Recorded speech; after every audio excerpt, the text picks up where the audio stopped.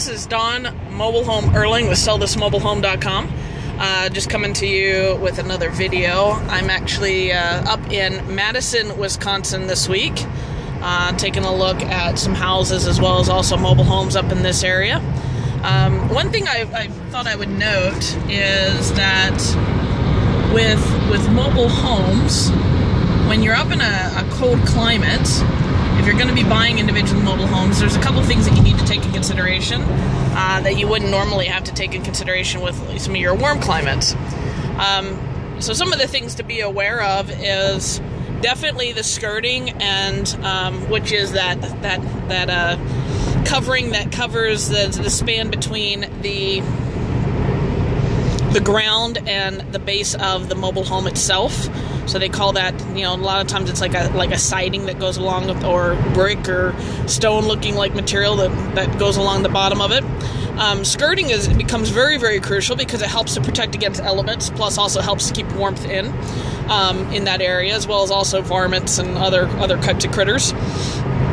But the other thing too is underbelly insulation. There's actually insulation that is typically put in on the steel frame and is actually secured underneath. And a lot of times when there's repairs such as plumbing repairs or electrical repairs, or you're trying to get in from underneath, maybe to fix a rotten floor, so you don't have to maybe tear up the whole carpet or something like that, there might be some times where you are basically going through that underbelly material and moving it around. So that stuff being intact will help with the insulation, the warmth of the home, as well as also making sure that plumbing isn't exposed completely as well across with the home. The other thing is there's something called heat tape. Heat tape does help with winterization of the home. So there is a winterization process that should be gone through. With the heat tape, wrapping of the pipes, specifically ones that are exposed to the outside, will help with preventing the freezing of the home, of the pipes within the home, and obviously then we don't have to worry about them breaking as readily. You do have extreme temperatures up in this area. I mean, right now it's like only 37 degrees, so that's not too bad. It's actually quite warm for it up here. Normally they're in the range of 20s and the low teens, if they're even in the teens, overnight. And so things like that definitely come into play.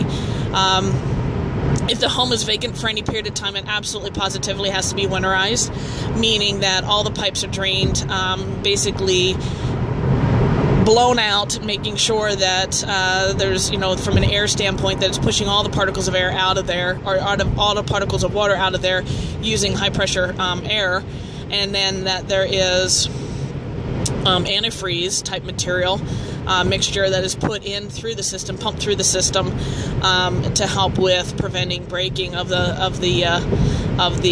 pipes. The other thing is extreme cold temperatures like this with paneling. If the unit is not heated, it's going to affect the paneling. You're going to have warping, and you're going to have warping of the walls. You're going to have warping of flooring material and a lot of other things too. So some of those things are additional concerns. So heat might be something that at least maintain, even though you might be winterizing pipes.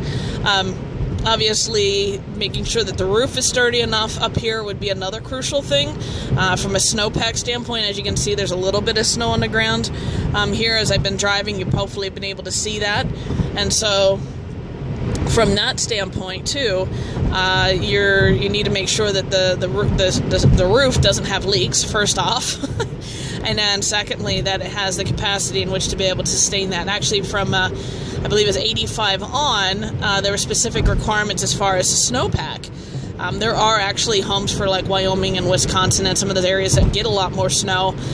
Certain manufacturer standards for it to be able to be placed within a respective area. The quality of construction has to sustain certain weight amounts via roof. Now keep this in mind, a mobile home is its weight-bearing walls are the exterior walls, so the side walls and the back walls on the home that support the main roof system. So if those have been cut into at any point in time, such as maybe cut out and had some sort of, man-made addition, a Joe Schmo addition put on rather than a actual manufacturer specified addition like a tag-along or tip-out or tilt-out placed on it, then that's going to affect the integrity, the structural integrity of the home, as well as also the roof and its ability to be able to sustain weight. If it has had a roof over done on it and it wasn't done correctly, that's also going to be impacted too by the amount of snow that falls on that roof. A lot of times people will put wood roof overs, so your typical over your metal roof, they'll put a pitched roof, wood roof, if you will, wood frame roof over top with shingles on it, and they'll just set it on the exterior walls. A lot of cases that'll split that mobile home open kind of like a banana, if you will. At least over time, because of the amount of weight, and it wasn't necessarily structurally engineered to sustain that. There are proper ways to do it, and there's new techniques by which to do it that you don't have to actually do something like that anymore. But if it wasn't done correctly, that can actually affect the structural integrity of the home.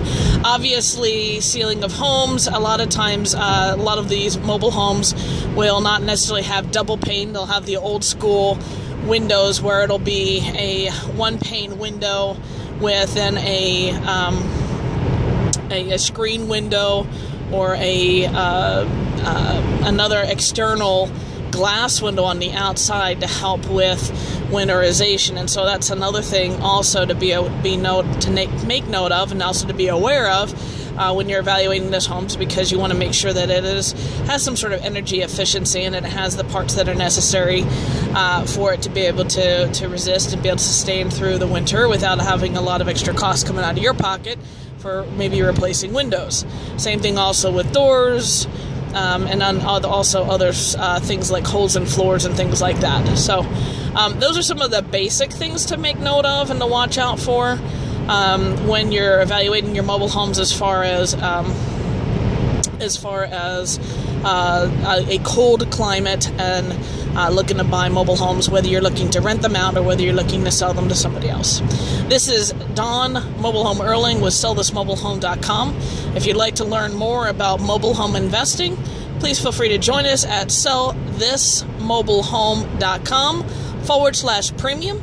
And feel free to sign up for our premium account. Premium account will give you access to more depth and detail information about how to actually get started and start working within the mobile home industry and start investing in mobile homes. It's actually personally taught and trained by me. You have a vast amount of information that you can access there. So again, that is sellthismobilehome.com/premium to be able to gain access to the investor side and learning how to invest in mobile homes like myself. Thank you and have a great day.